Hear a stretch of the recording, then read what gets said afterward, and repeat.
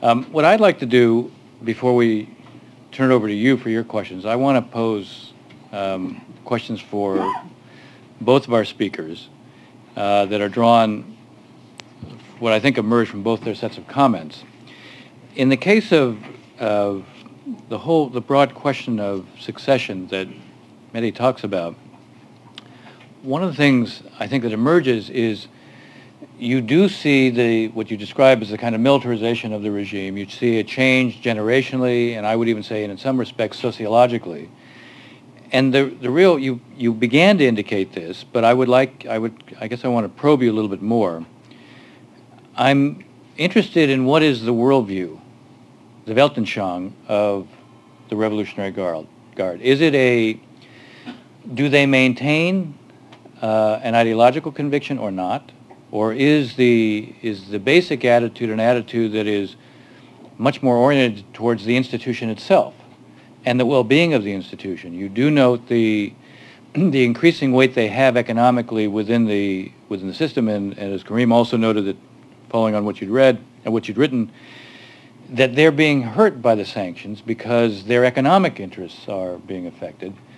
How much is this likely to affect their approach to how they would think about the future? And here I'm thinking not only in terms of how they define their own interest. You suggested that they're likely to want to pick someone who's old and weak so that they, in fact, they remain the power and they don't run the risk of having a supreme leader who might be able to reorient the system against them.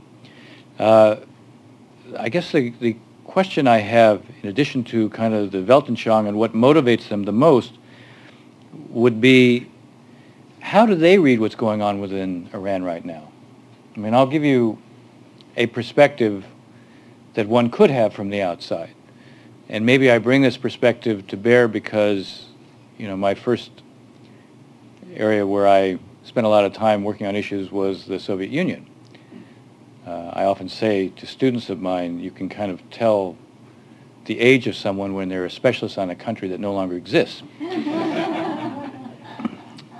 I'm a grizzled veteran for more reasons than one, but the point is, if you look at the Soviet Union,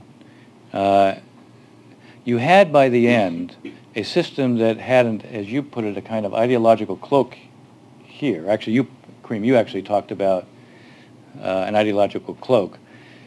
In the Soviet Union, it had an ideological cloak, but it basically was nothing more than that. It became an idea purely for sustaining the regime, but nobody believed in it any longer. And when you have a system where nobody believes in the ideology any longer, it becomes very corrosive underneath. Now, the question I have for you, Mehdi, is there a recognition of that? Do you believe there's a recognition of that within the Revolutionary Guard, and what kind of implications does that have for how they define what is necessary for the future? That's point one.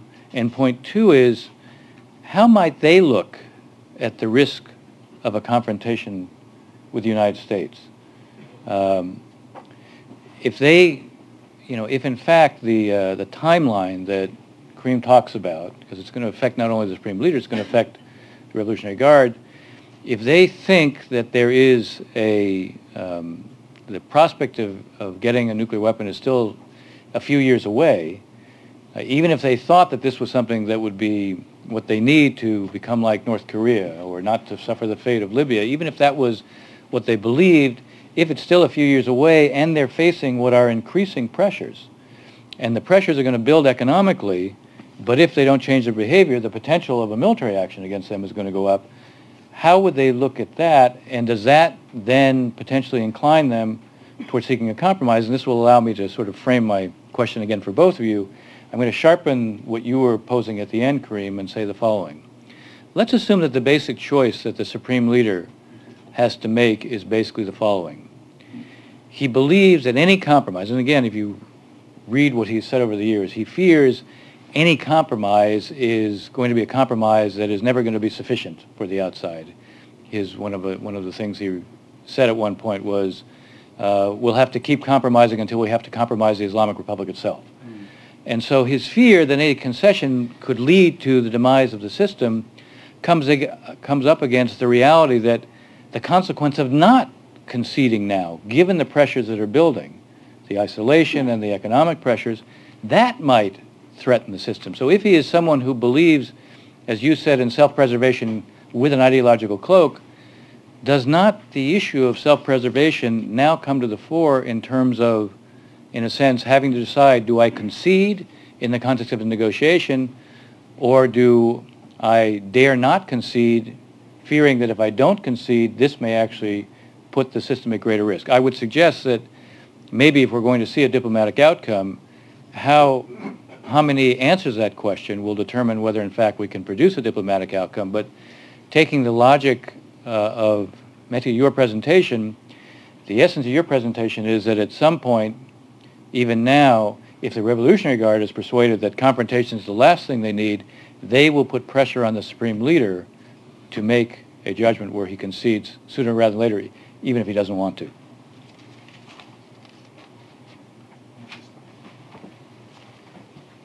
Very easy questions.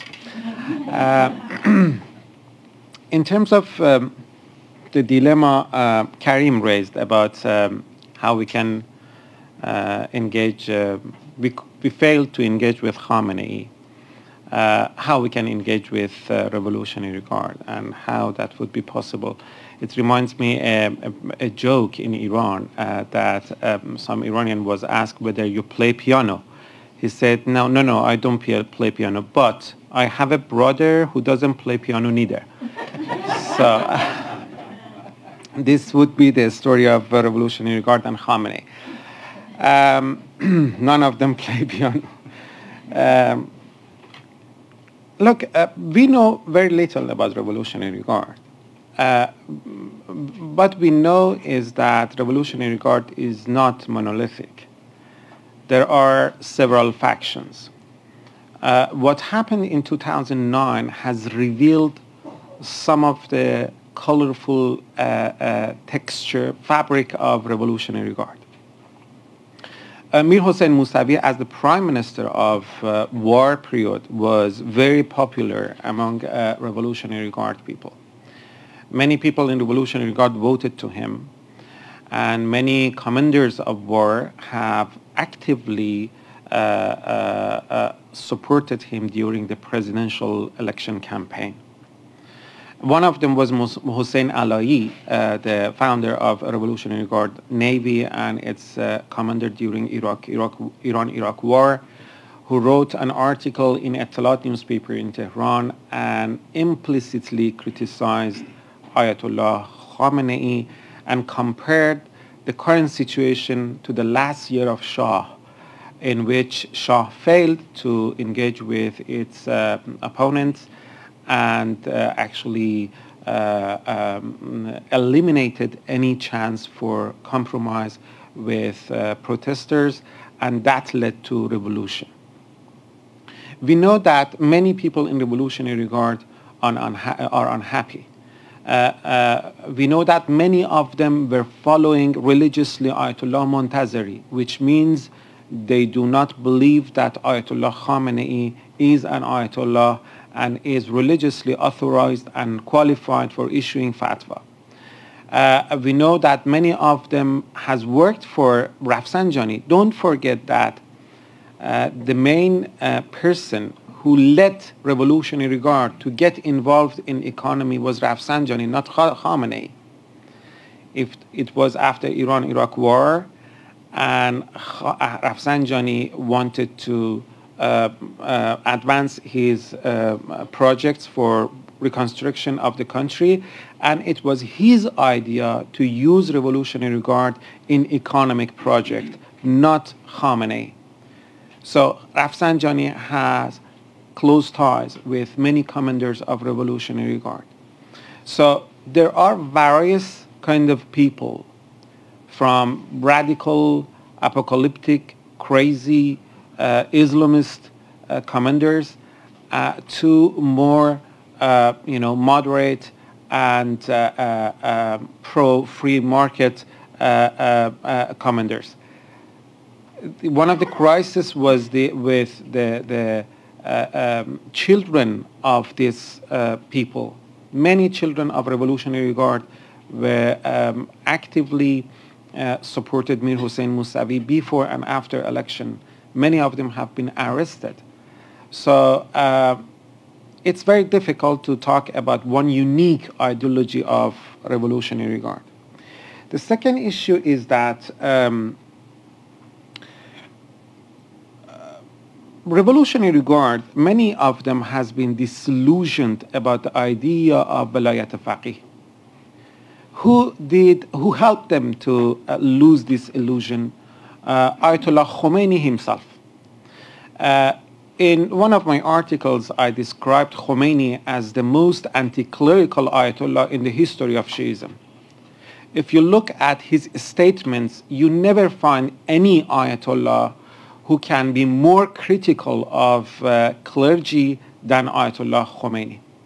This was Ayatollah Khomeini who divided clerics to clerics of Mohammedan pure Islam and American Islam.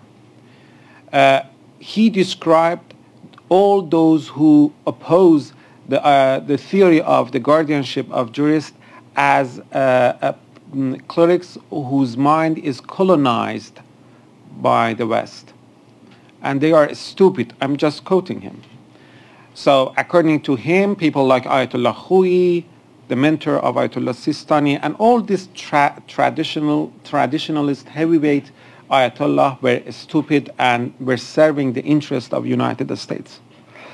Dismissal of Montazeri was another turning point in the process of losing the illusion about the Velayat Faqih.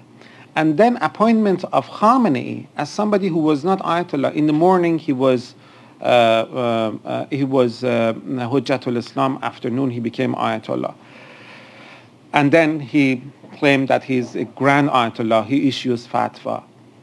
This in the dependence of the clerical establishment on the government. I think the ideology lost its credential.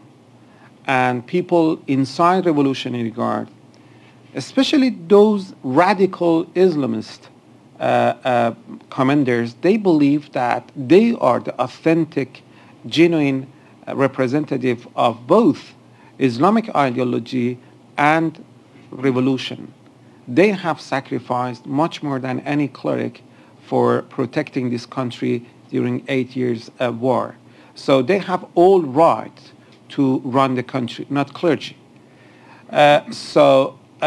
One thing is, despite all the ideological differences among different factions of Revolutionary Guard, one thing is common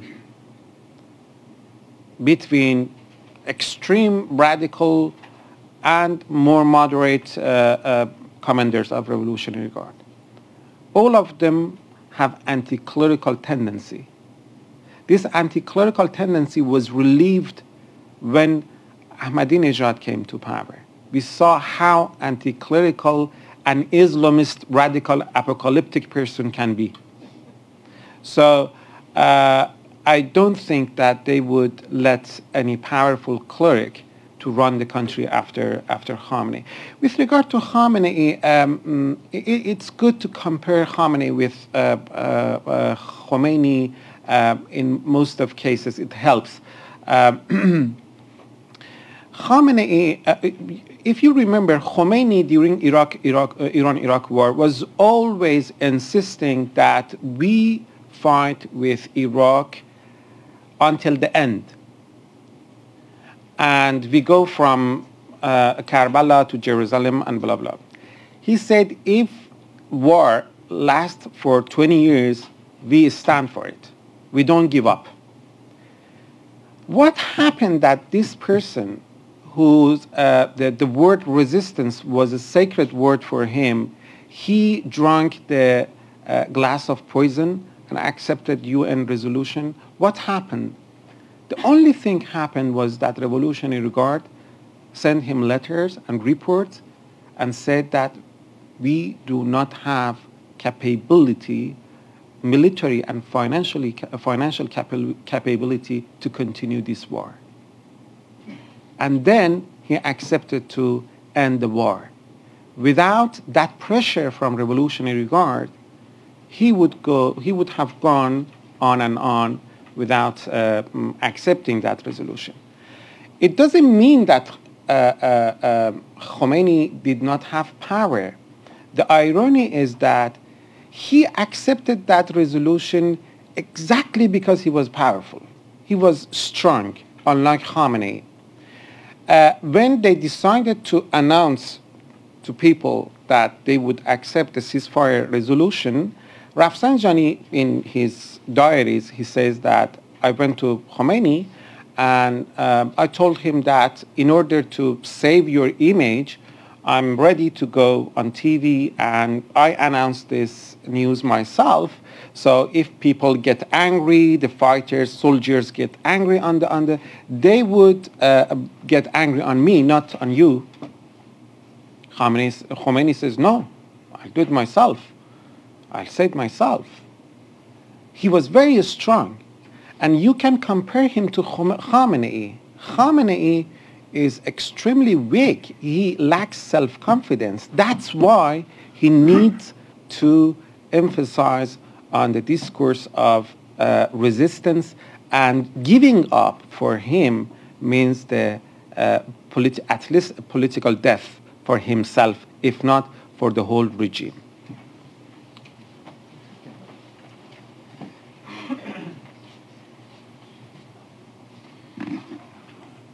I do agree very much that Khamenei is driven by self-preservation. That's what's paramount for him: preservation of the system, preservation of his own position. And when I look over the last 2-3 decades at the few moments when Iran has shown signs of conciliation and compromise, in my opinion, they were almost always driven by Rafsanjani. So the decision to end the war, Khomeini's decision to swallow the poison chalice, was very much driven by Rafsanjani's advice. In the early 1990s, when the Islamic Republic decided to pursue a rapprochement with Saudi Arabia, that was also a deviation from revolutionary ideals. That was something that was driven by Rafsanjani. And I would argue in the early 2000s, there were acolytes of Rafsanjani who were trying to push some type of conciliation with the United States. And one thing I joke about is that over the last 2 decades, there have been many emissaries who've shown up in Washington, D.C. from Tehran, who've said that they are emissaries of either Mohammad Khatami, the former president, or Rafsanjani, or even most recently emissaries of Ahmadinejad, who said that they've come from Tehran and they're interested in doing a deal. I've never come across any emissary of Ayatollah Khamenei who's arrived in Washington who said that I'm interested in doing a deal with the United States. And I think the problem is that Khamenei has essentially purged the system of any of these Rafsanjanist elements.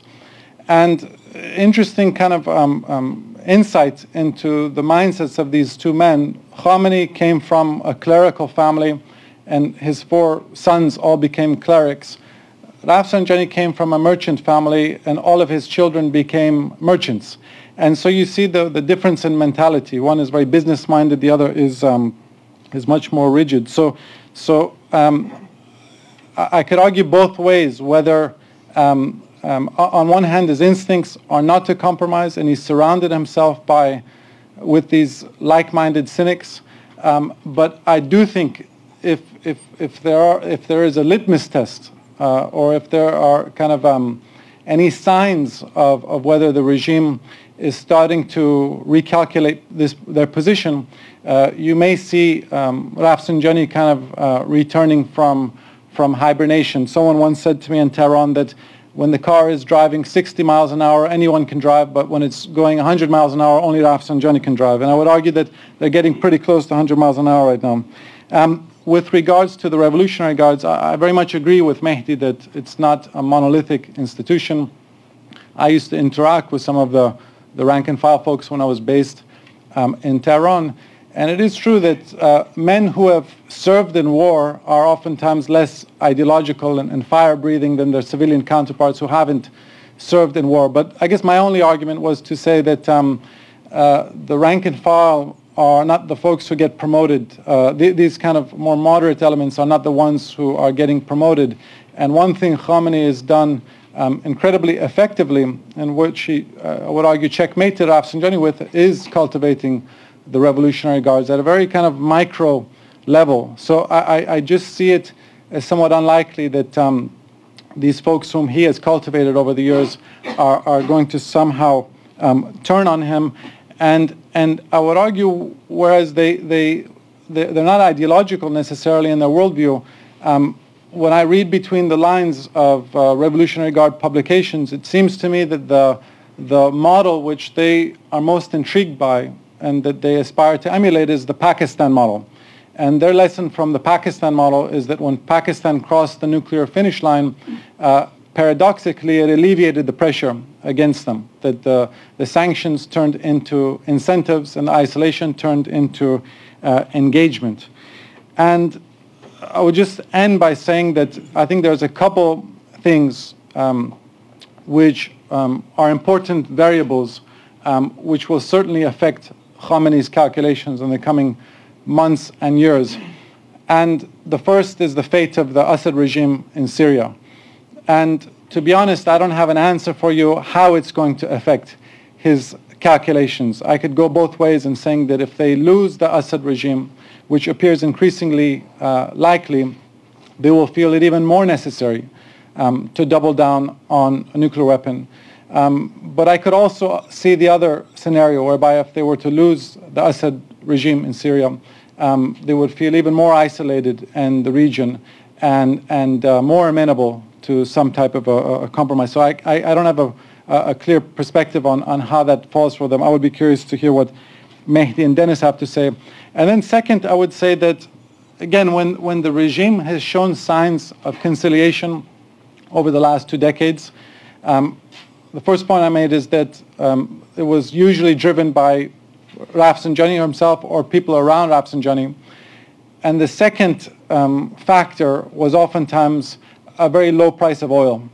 Oil prices, when they swallowed the poison chalice, was, I think, less than $10 a barrel. In the early 90s, it stayed low. And when they floated that trial balloon in 2003, the Iraqi army had been beaten by the U.S. army in a few weeks, and oil prices were around $20 a barrel, $25 a barrel. So I do think that a major contraction of oil prices, whether or not that's in the cards, would also have very strong impact on Khamenei's calculations.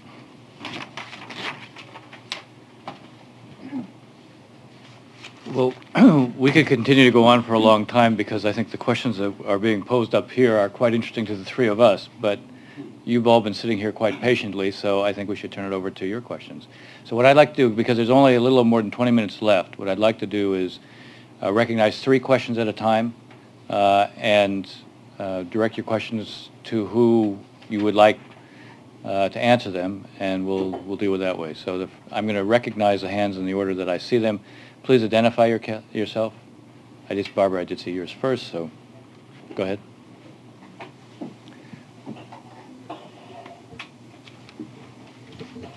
Barbara Slavin from the Atlantic Council. Thanks, guys. Just a couple of comments. Mehdi, in terms of engaging the Revolutionary Guard, and maybe this is actually more for Dennis, we have sanctioned the leaders of the Revolutionary Guard. We have sanctioned people like Qasem Soleimani. People like Mohsen Rezai, I think, is on an Interpol list. How practically does one reach out to these people? And then in terms of how one engages with the Iranian regime, we've seen through Iran-Contra that the search for the elusive Iranian moderate gets you nowhere. I would argue that there have been times when Khamenei has been willing to bless outreach by Iran to the United States, and it's been the United States that has not seized the opportunity. And so the notion that he is implacably opposed to any outreach to the U.S., I think, has to be re-examined. So I just put that out there. I'd be interested in your thoughts. Well, in terms of the 2003 offer that had been shown to him, my understanding, he sanctioned talks between the U.S. and Iran in Iraq. and in fact made a public statement in support of that. He permitted some of the outreach of Khatami after 9/11, some of the offers that came from the Iranians, including talks that took place with the U.S. at that time. So I think it's too easy to just say that he is always opposed and never shows any flexibility. He has to see something on the other side that merits his willingness to engage.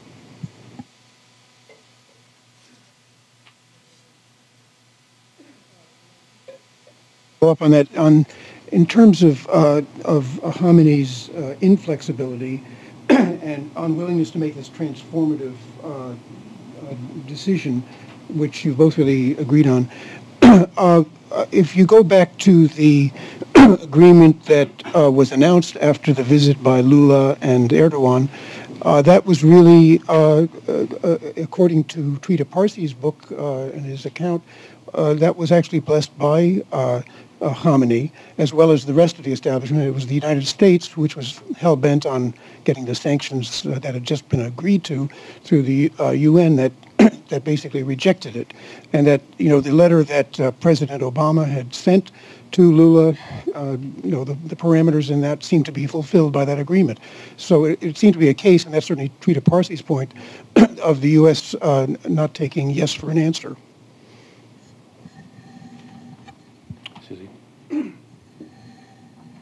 Susie Gelman, no particular organization. You gave a very interesting summary of where you see the leadership of Iran going when Khamenei is no longer here. I'm wondering if you could talk a little bit about what the implications are in terms of the shift in power, in terms of the supreme leader, and, as you said, an increasing militarization as opposed to the theocracy that I think we've all come to think of Iran as. But what does this mean in terms of the president, the current president, his future, and the future of any hopes for a real democracy in Iran? The Green Revolution obviously was not successful. What do you see as far as that aspect of leadership of Iran in the future? And secondly, Dennis, at some point before this ends, will you please address the question that's on everyone's mind that is not front and center of this topic, but clearly is swirling in everyone's heads? Oh, we'll see. I couldn't possibly know what you mean, but all right. So Mehdi and Karim, why don't you respond to those, and I will. I'm going to pick up on Roy's comment because he's asserting something which I would like to at least address. Go ahead, Mehdi. When I said let's try to engage with Revolutionary Guard, I don't mean that they are moderate people. On the contrary, I think, okay, I come to that, but I believe they are, I don't care if they are radicals. What matters is that whether, always in Iran, the foreign policy is a hostage for domestic policy. The level of dissatisfaction about Khamenei is too high. Khamenei is highly unpopular, not only among his opposition group movement, among people in his own circles. Different groups have different motivation to remove him from power. If you look at his record since 2009 onward, politically and economically, consistently, he makes mistakes. Now people are inside the conservative camps, like Ahmad Afrough, like Ali Motahari and other people. They are talking about criticism of the leader, which was taboo before that. Before 2009, nobody could think of this. They come on state TV and use the opportunity of being on a live show and criticize. They say that the supreme leader is not a sacred person. We have to be able to criticize him. These are not green activists. These are conservative. So what I say is that this is an opportunity there. These fissures, these cracks might be widened in the future.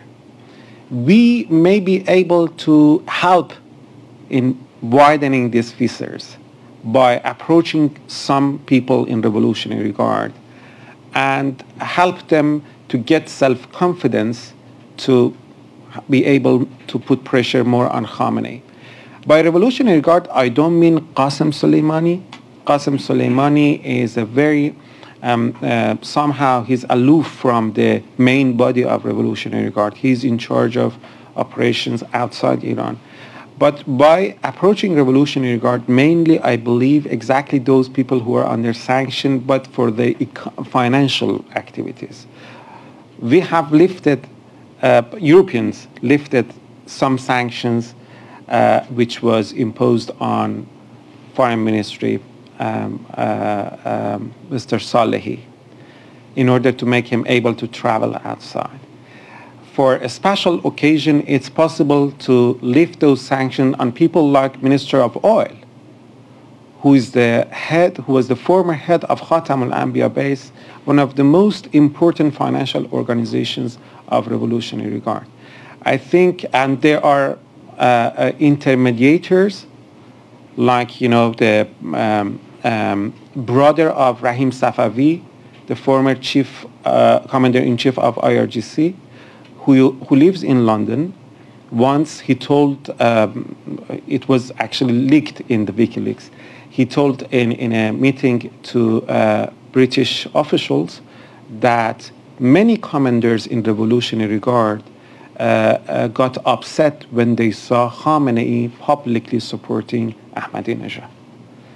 So this means that there are some ways to reach some of them and actually, you know, kindle the fire of tension between Revolutionary Guard and Khamenei.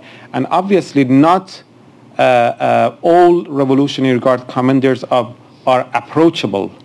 We have to, you know, actually recognize which one are important, which one are financially significant for the Revolutionary Guard and able to pressure Khamenei.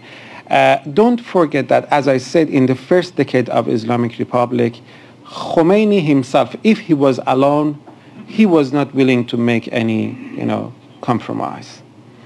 And if you are talking about Khamenei 2003, if you are talking about Khamenei even in 90s, I have to tell you that Khamenei at that time had to make decision with consensus, with some elite.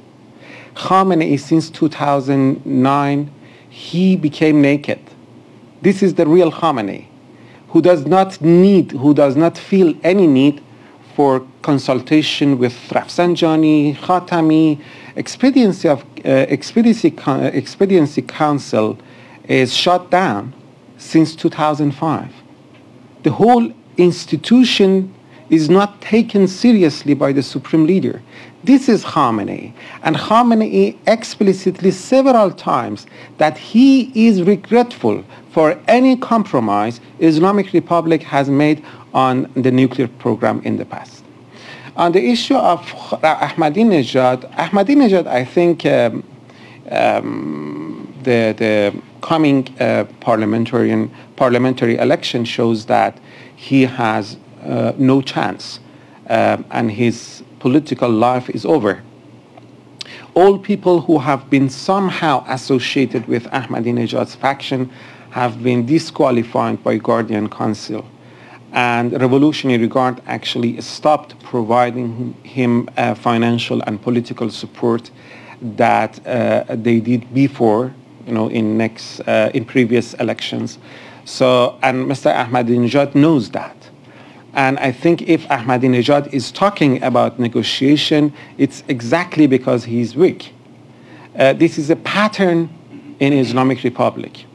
Everyone who is in power, he's anti-America and he's against any negotiation. When they lose their power, they become pro-negotiation and pro-American. Because when they lose their power in the top of this political pyramid, they need more popularity. And talking about negotiation and normalization of relation with the United States bring popularity for them. If you look at the history of Islamic Republic from the Prime Minister of interim government, Mohandes Bazargan, He shared with Khomeini his anti-American discourse. When he got weakened, he became pro-American. The leftists in the first decade of Islamic Republic, they've been very powerful. The Prime Minister Mousavi, they've been anti-American. Khamenei, he was on the opposite camp. He was against seizing the seizure of U.S. embassy. He was against hostage taking, and then he was against the Salman Rushdie fatwa. He was in favor of negotiating with the West and negotiating with United States when he was president.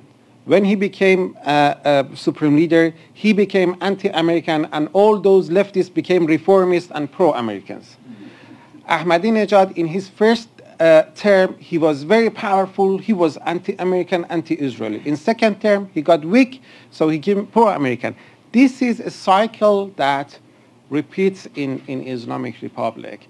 And I think everyone who talks about, every president who becomes more in favor of negotiation, we have to see if he has enough power to do it or not. But politically, Ahmadinejad faction, I think they don't have any chance even in next presidential election in June 2013.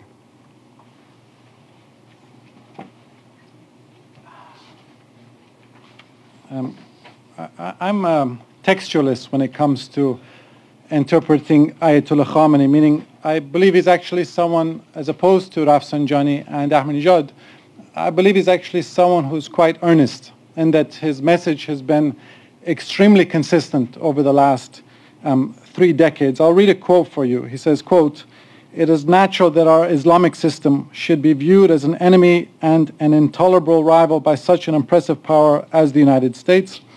It's also clear that the conflict and confrontation between the two is something natural and unavoidable." For each one nebulous example you can give me of a potential sign of conciliation, I can cite for you literally thousands of examples of quotes like that consistently on a weekly basis over the last 3 decades. And I would repeat what Mehdi said earlier, that the 2003 example you gave was when Khamenei was in a much different place. You had, Khatami and these folks around him who very much were interested in a different relationship with the United States. And I have to say that the 2003 trial balloon, in some ways, I would argue, is unwittingly, it's people who make that argument are making a case for greater pressure on Iran. Because that was when the regime was under extreme duress. That was in Tehran at the time. They were extremely nervous after the US army had beaten an Iraqi army, which they weren't able to beat in 8 years, and oil prices were around $20 a barrel, that they could share the same fate. So I think the 2003 example in some way proves what I was trying to make the case earlier, that I don't believe Khamenei is Osama bin Laden. He's this kind of suicidal fundamentalist. What's paramount for him is to preserve his own power, to preserve the system.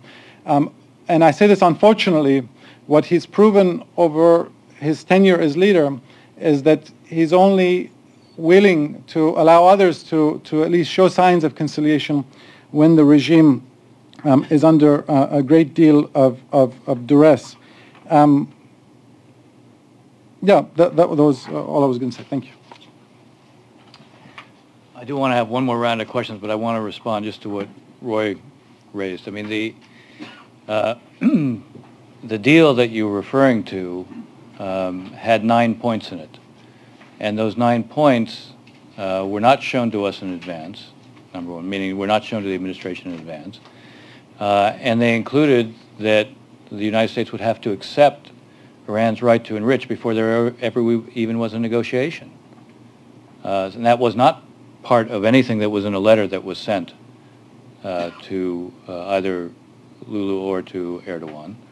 In addition, the Iranians were going to retain title of the LEU that they shipped out. And they had the right to recall it at any point, even if they had received the fuel assemblies, which was not, again, part of the deal. So while the 1,200 kilograms of LEU were to be shipped out, which was what we asked for, The fact that two rather fundamental points were not part of the deal, and we were not shown this until after this was announced, means that they did not simply accept what it is we had asked for. By the way, we also made it clear we were prepared to engage in a discussion on the 9 points, because all of this was still to be implemented. But we were not prepared to engage in a discussion if the price of it was we have to stop the sanctions first. We were prepared to engage in a discussion as long as, if they understood we were proceeding. But had they come in exactly with the terms of what had been offered, then I think you would have seen a different reaction. They did not do that. Okay, Doesn't coercive diplomacy require that if your coercion has led to a compromise or to an offer by the other side, that you have to say yes at a certain point? I mean, Trita Parsi's point about enrichment is that essentially it was off the table as a central issue because there's an acknowledgement that they were going to enrich like other people do. I don't want to get into a colloquy with you, but I will simply say, you change the terms of an agreement and then you say, yes, now accept what we offered at the last minute when they know sanctions are in the offing, which was the very reason they were even willing to come in with what was a compromise on what had been offered. I mean, the fact is, we were prepared to discuss it. We were prepared to discuss it.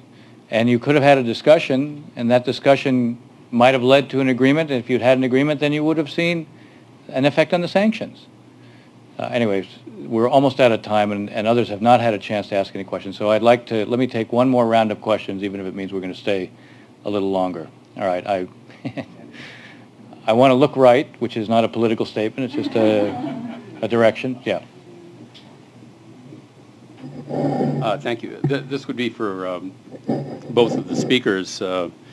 I'm Richard Saxon from the State Department. It seems to me that the elite, the regime, the system, whatever you want to call it, is taking a very brittle approach. And I would like to know, under what combination of circumstances could we imagine a parting of the ways among the elite, where these pressures, economic, possibly military, boil over? Under what conditions could Khamenei be removed from power? Okay. Maury?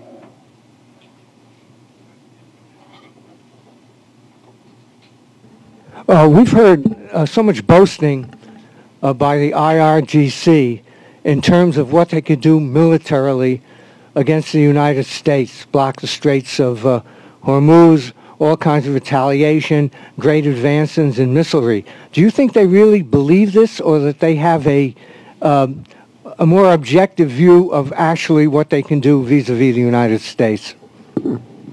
Yep. Yeah, Jan, yeah.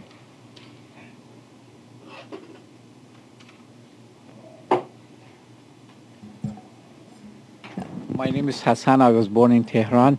The question is, the neighboring country, Iraq, is also Shia, and they have a leader named Sistani. When he is passed away, what kind of configuration are we going to have between Iranian Shias and Iraqi Shias? Okay.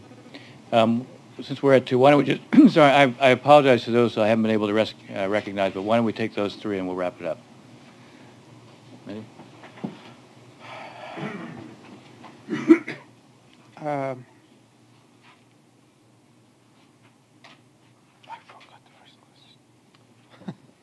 The first question was about what would it take to get Khamenei out? Okay. When I say revolutionary guard might get upper hand, it may take place in various forms.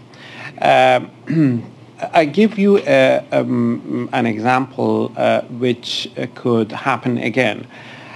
In 2009, Ayatollah Khamenei came out and publicly supported Ahmadinejad, and in his Friday prayer sermon said that my personal views are even closer to Ahmadinejad than Rafsanjani. Okay. When they thought that Ahmadinejad is, getting toward a dangerous direction in terms of their own interest, Khamenei decided to, put some limit on him. But the person who supported him could not do it himself.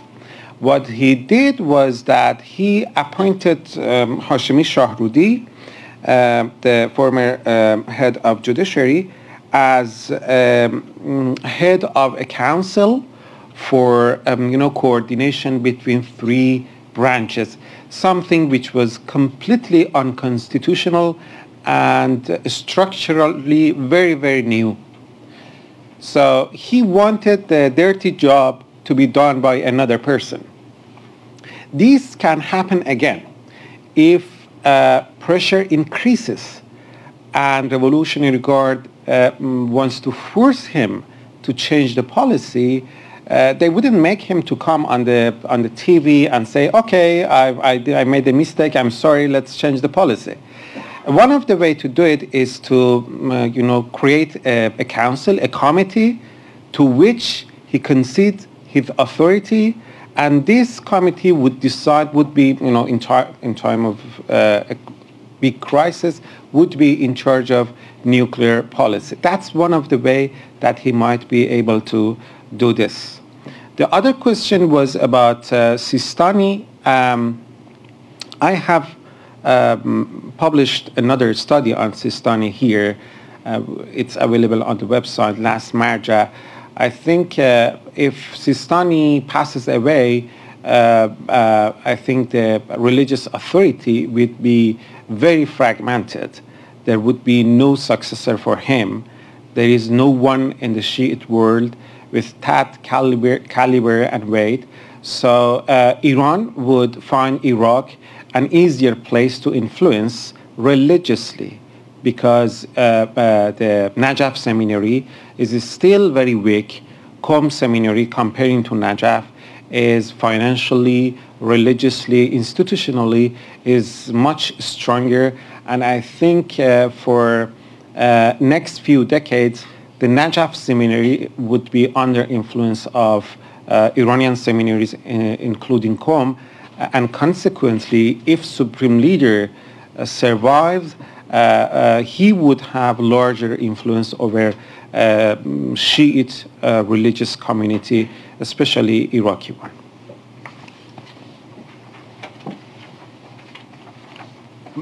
Let me just make one overarching point, which I think maybe addresses some of the other questions. And going back to the worldview of Khamenei, is that I think his dilemma is that he's presiding over a very young population, which overwhelmingly wants to restore relations with the United States. And I would say he's even presiding over a political elite, which has reached the conclusion that the death to America culture of 1979 is obsolete in 2012. And for that reason, I think it's very useful for him to be able to point to the United States as the intransigent actor in this equation, not Iran. He wants to show himself that he's actually flexible and amenable to some type of a compromise. And I think that the Bush administration somewhat served his interests at a time when we weren't engaging Iran. But I think that the Obama administration's engagement approach really unsettled Khamenei, because I think we exposed him in the eyes of his own population, and we exposed him in the eyes of many of our allies who kind of recognized that the U.S. made a genuine offer to engage, which wasn't reciprocated. But I do think that it's well possible that in the coming months, under this great deal of pressure, that Khamenei will make offers which I would argue are symbolic signs of compromise, which would be not terribly meaningful or even binding. And I would argue that it would be a mistake to jump at each of those offers and exaggerate them as some type of a hope for a grand bargain. Because I think in reality, it's against his instincts of self-preservation to make these meaningful and binding compromises. And I don't think he's going to do it unless it's serious duress. But I would just say this, that there's an old Persian proverb that when you have a frightened cat trapped in a room, you have to leave a door open to let it out. And I think that that is an important lesson. I mean, echoing some of the questions from the audience, that there does have to be a legitimate way out for the system, or else they will calculate that all doors are closed and we just have to go for the weapons option.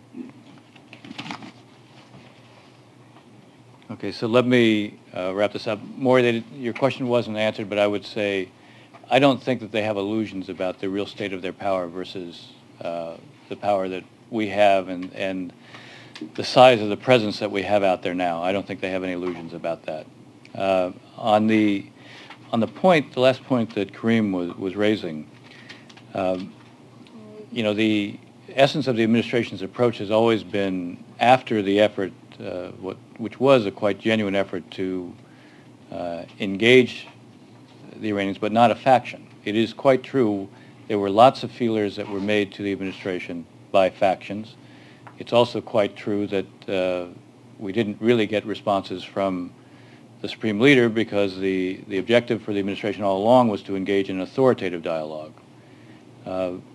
Once it became clear that such an authoritative dialogue wasn't possible, the administration then focused very heavily on creating the kind of pressure that would concentrate the mind, but always leaving a way out. I mean, you talk about, the saying, the idea was never to leave them without a way out if they were prepared to take the way out. In answer to your question, Susie, which I'll answer in 30 seconds, there is, I think, a possibility of diplomacy right now, and there's a lot of speculation about diplomacy not being an option, that the military is the option. The fact is, the Israelis themselves have always been the ones to say what is needed are crippling sanctions. Now, the fact is crippling sanctions are now being adopted. So the idea that the Israelis wouldn't allow the crippling sanctions to play out doesn't quite fit with what the posture has been. Bear in mind also the Israeli position has always been this should be the world against Iran, not Israel against Iran. It doesn't mean that at the end of the day, if they feel that there's no prospect of Iran changing its behavior and that the diplomacy looks like it isn't going to work and the crippling sanctions are unavailing, that Israel wouldn't then act based on what they consider to be the supreme national interest of Israel. But I would say for those who think that this is something imminent, it ignores the reality that the very kind of sanctions the Israelis have always wanted to see adopted actually are being adopted right now, and they are having an effect. This really is, Karim used the word, unprecedented pressure. There is unprecedented pressure on the Iranians. We'll see. Salehi is the one who's now saying that the Iranians are prepared they want to go back to the 5+1 talks. They want to engage on the basis of the Russian proposal, which is a step-by-step proposal, which is actually a variation of what was put on the table last year, which the Iranians refused to discuss. In fact, they imposed conditions for even coming back to the 5+1, which they now seem to be dropping. So with that, what I would say is that we've had a very interesting discussion. First, I want to thank Mehdi for writing the paper and then summarizing it. I want to thank Karim for what are always his thoughtful comments, and I really appreciate the two of them coming, and especially Karim showing up because this isn't his normal home. Thank you very much for coming as well.